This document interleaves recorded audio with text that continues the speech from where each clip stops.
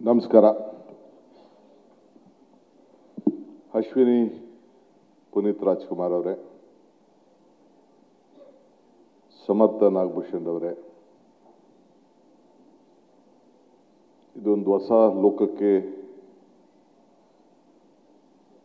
ಚಿತ್ರರಂಗವನ್ನು ತೆಗೆದುಕೊಂಡು ಹೋಗಲಿಕ್ಕೆ ಆಶೀರ್ವಾದ ಮಾಡಲಿಕ್ಕೆ ಬಂದಂಥ ಅವರೆಲ್ಲ ಬಂಧುಗಳೇ,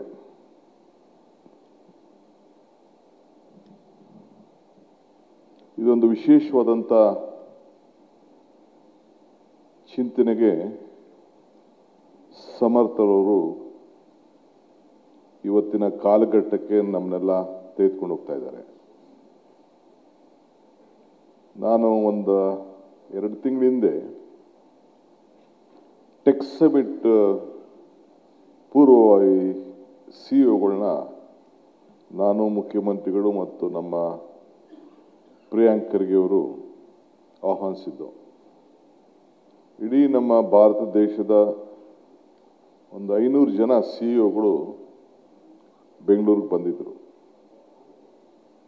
ಅಲ್ಲಿ ಮಾತಾಡಬೇಕಾದ್ರೆ ಗೋಪಾಲ್ ಕೃಷ್ಣರವರು ನನ್ನ ಹತ್ರ ಈಗ ನವೆಂಬರ್ 10, 18, 19, 20 ಬೆಂಗಳೂರು ನಗರದಲ್ಲಿ ಒಂದು ದೊಡ್ಡ ಟೆಕ್ ಸಮಿಟ್ ಇದೆ. ಬಹುಶಃ ಅಮೆರಿಕ ಬಿಟ್ಟರೆ ಇಲ್ಲೇ ಅಂತ ಟೆಕ್ ಸಮಿಟ್ ಆಗ್ತಾ ಇದೆ.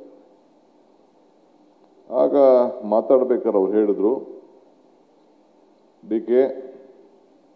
ಇದೊಂದು ದೊಡ್ಡ ಪ್ರಾರಂಭ ಮಾಡಿದ್ದೀರಿ, ಮುಂದಕ್ಕೆ ಈ ಜಗತ್ತಲ್ಲಿ ಉಳ್ಕೊಳ್ಳೋದು ಒಂದೇ ಒಂದು ವಿಚಾರ, ಕಂಪ್ಯೂಟರ್ ಬಂದಾಗ ಉದ್ಯೋಗ ಹೋಗ್ತದೆ ಅಂತೇಳಿ ಬಾಯಿ ಬಂದಂಗೆ ಬೈತಾ ಇದ್ರು.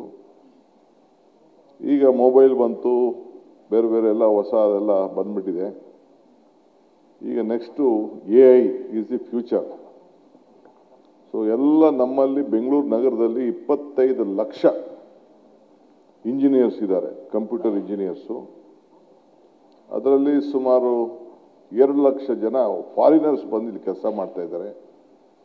ಎಲ್ಲರೂ ಕೂಡ ಆಟೋಮೆಟಿಕ್ ಆಗಿ ಆರ್ಟಿಫಿಷಿಯಲ್ ಇಂಟೆಲಿಜೆನ್ಸ್ ಅಲ್ಲಿ ಕನ್ವರ್ಟ್ ಆಗೋಂಥ ಒಂದು ಪರಿಸ್ಥಿತಿ ನಿರ್ಮಾಣ ಆಗ್ತಿದೆ ಅಂತೇಳಿ ನಮ್ಮ ಇನ್ಫೋಸಿಸ್ನ ಮುಖ್ಯಸ್ಥರಾಗಿದ್ದಂಥ ಗೋಪಾಲ್ ಕೃಷ್ಣರವರು ನನ್ನ ಹತ್ರ ಹಂಚ್ಕೊಂಡ್ರು. ಇದು ನನ್ನ ತಲೆಯಲ್ಲಿತ್ತು.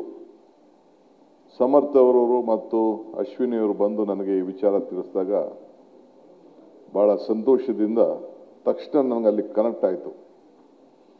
ನೆಕ್ಸ್ಟ್ ನವೆಂಬರ್ 19ಕ್ಕೆ, 20ಕ್ಕೆ, 18ಕ್ಕೆ ಈ ಕಾರ್ಯಕ್ರಮ ಬೆಂಗಳೂರಲ್ಲಿ ಇಟ್ಕೊಂಡಿದ್ದೇವೆ. ಇವ್ರು ಹೇಳ್ತಾ ಇರೋದು ನೋಡಿದ್ರೆ ಇದರಲ್ಲೇನೋ ಅರ್ಥ ಇದೆ ಅಂಥೇಳಿ 2ನೇ ಮಾತಾಡದೆ ನಾನು ಬರ್ತೀನಿ ಅಂತ ಹೇಳಿ ಒಪ್ಕೊಂಡು ಇಲ್ಲಿ ಬಂದು ಈ ಜ್ಯೋತಿನ ಬೆಳೆಸಿದ್ದೇನೆ.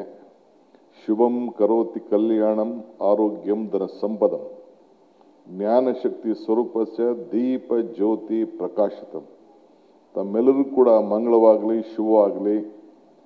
ಏನು ಅಪ್ಪು ಕತ್ತಲೆಗೆ ಹೋಗಿದ್ದಾನೆ, ಇದ್ರ ಮುಖಾಂತರ ಬೆಳಕಿಗೆ ಬರ್ತಾನೆ ಅನ್ನೋ ಒಂದು ಆತ್ಮವಿಶ್ವಾಸದಿಂದ ಬಂದು ಈ ಜ್ಯೋತಿಯನ್ನು ನಾನಿವತ್ತು ಇಲ್ಲಿ ಬೆಳೆಸಿದ್ದೇನೆ.